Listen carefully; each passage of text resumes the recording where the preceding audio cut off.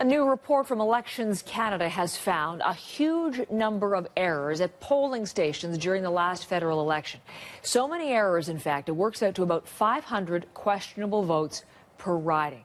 Hannah Thibodeau's on that story for us in Ottawa today. 500 per riding, Hannah. Yeah. That is a pretty impressive figure. That is, and they call it serious and systematic errors. This is the report. It was prepared by BC's former chief electoral officer for Elections Canada. And the review of the 2011 vote found possible irregularities in 165,000 votes right across the country. So as you mentioned, that would average about 500 per riding.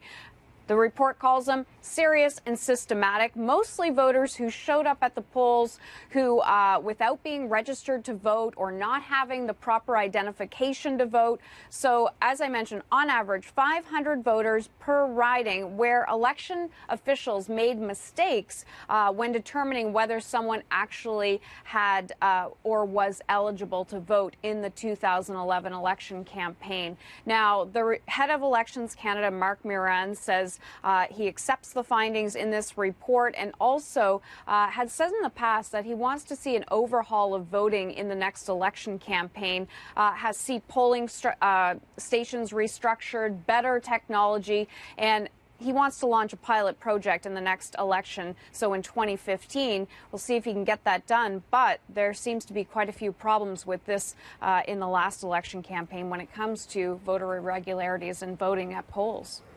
Concerning information. Thanks very much, Hannah. Hannah Thibodeau from Ottawa. Now, one innovation Elections Canada was considering is online voting, but that plan has now been scrapped because of a lack of funding. The agency wanted to experiment with an online pilot project in a federal by-election before the 2015 general vote. It's had to drop the plan because it took an 8% budget cut this year. The head of Elections Canada now says it will try to launch the project after the next federal election.